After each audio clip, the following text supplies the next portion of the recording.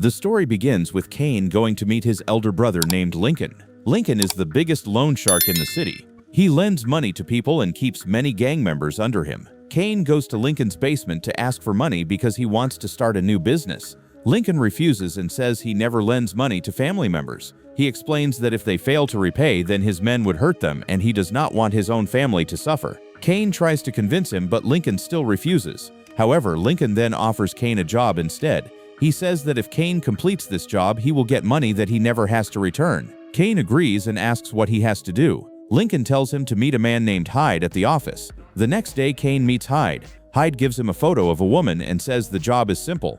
Cain has to follow the woman, and when she is alone, he must snatch her bag and bring it back. Cain agrees. Later, he learns that the woman recently took a loan from Lincoln. Lincoln wants the money back, so she stays trapped in debt.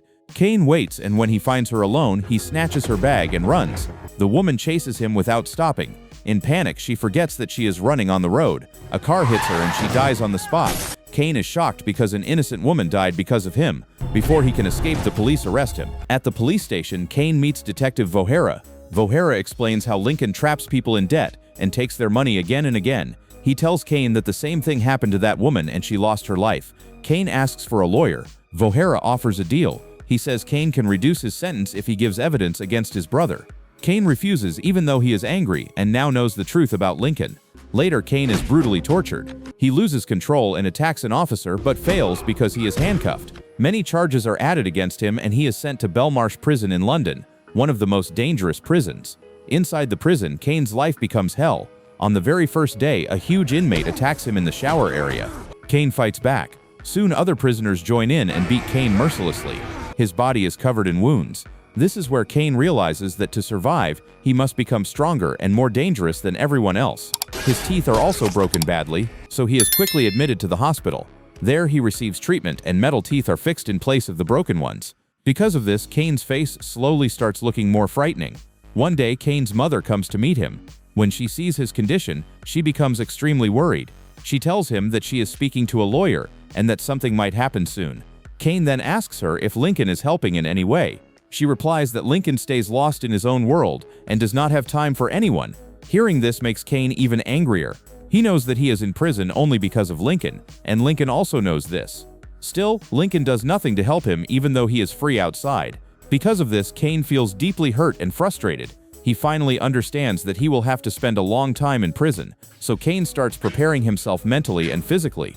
He knows that prison life is not easy and that people will trouble him every single day. Because of this, he trains day and night and keeps himself ready. One day, while he is moving outside his cell, two inmates suddenly come near him and lock his cell. Both of them are holding knives and they start attacking him. Cain understands that they want to kill him, so he uses all his strength and fights back fiercely. They try again and again to kill him, but Cain keeps overpowering them. Soon the guards arrive and catch Cain. After this incident, many charges are placed on Cain, accusing him of attacking other inmates. Cain keeps explaining that he did not attack first and that those men were trying to kill him. He says he only defended himself, but no one listens to him. Because of this, his punishment is increased. Cain's troubles do not end there. One after another, inmates keep attacking him. One day, a heavily tattooed man fights Cain violently and tries to kill him again and again. Cain fights with full force, beats the man badly, and injures him. After that, Cain asks why everyone wants to kill him. The man reveals that someone has placed a reward of 20,000 pounds on Cain's head. Whoever kills him will get the money. This is when Cain learns the painful truth. The person who placed the reward is none other than his own elder brother, Lincoln. After knowing this, Cain becomes even more disturbed. He feels that everyone around him wants him dead. If anyone comes close to him, Cain attacks without hesitation. Fight after fight keeps happening, and Cain always stays alert because he knows that everyone is hunting him. One day, an inmate somehow brings acid and throws it on Cain's face. At that moment, the guards rush in and arrest Cain once again. Even after acid is thrown on Cain's face, he is punished instead of getting justice. Once again, his sentence is increased. By now, Cain has become used to all this because he has already spent 3 years in prison. For the last 3 years, he has been fighting every single day just to survive. One day, his mother comes to meet him again. Cain is full of anger and decides that he will finally tell her everything about Lincoln. However, his mother looks upset and angry, so she believes that Cain is fighting too much inside the prison. Before Kane can say anything about Lincoln, his mother tells him that she has cancer and is taking chemotherapy. She says that her life is in danger and she may not live much longer. Hearing this completely breaks Kane. He decides not to say anything about Lincoln because he feels that the stress could make his mother's condition worse, so he stays silent. After she leaves, Kane gets into another fight. This time, many inmates attack him together. Kane fights all of them and beats several prisoners, but he also gets badly injured. His condition becomes so serious that the guards take him away and admit him to a nearby hospital. There, Detective Vohera comes to meet him again. Vohera tells Kane about Lincoln's crimes and says that Kane still has a chance. He asks Kane to testify against Lincoln so that justice can be done. Kane agrees, but he has one condition. He says that his mother is taking her last breaths in the hospital and he wants to see her one final time. Vohera agrees. The next day, Kane is taken to the hospital. However, when he reaches the hospital gate, he is informed that his mother has already passed away.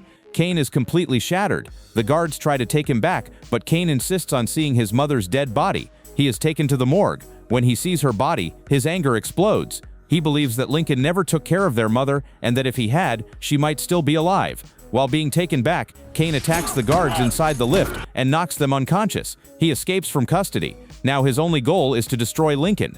Kane knows that Lincoln's biggest weakness is his money. His first target is Lincoln's account manager, Stokes. Kane goes to Stokes' house. When Stokes sees him, he is shocked. Kane demands all the details of Lincoln's accounts. Stokes tries to pull out a gun, but Kane is always alert. He disarms Stokes and threatens him. Stokes opens the accounts, and Kane orders him to transfer all the stolen money back to the people Lincoln cheated. After returning the money, only £1,000 remain in the account. Kane does not care. He leaves and continues hunting for Lincoln, determined to finish what he started. Kane does not stop after escaping. Early the next morning, he reaches a bar that is Lincoln's biggest base. As soon as he enters, he starts showing what he is capable of.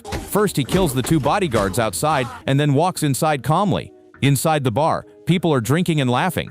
Ton is telling everyone fake stories. He lies and says that someone attacked him last night and that he killed that man. Hearing this, Kane starts laughing loudly. Ton notices him. Kane then says clearly that he was the one who killed Roe last night and that Ton was lucky to escape.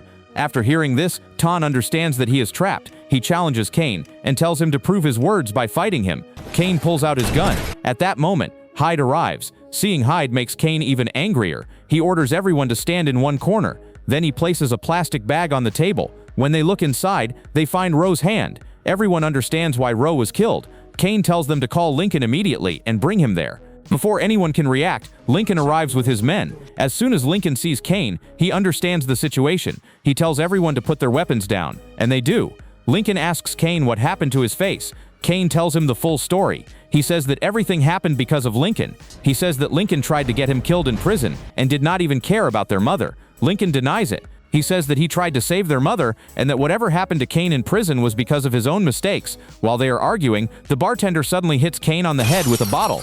Kane falls down. This gives others a chance to attack him. However, Kane fights back. He is used to fighting many people at once. One by one, people come at him, and Kane kills them all. Everyone is shocked by how strong he has become. He is filled with rage and leaves bodies all around. In the end, only 3 people are left alive. They are Kane, Lincoln, and the bartender. Lincoln picks up a gun and tries to shoot Kane, but the gun has no bullets. The bartender gives Lincoln a knife. Lincoln attacks his brother with the knife, but Kane stays alert. He fights Lincoln and finally kills him. With this, Kane's revenge is complete. After that, people who were cheated by Lincoln slowly notice money returning to their bank accounts. They do not understand where the money came from. Detective Vohera also learns about Lincoln's death. He feels relieved because now no legal work is needed. With this, the story comes to an end.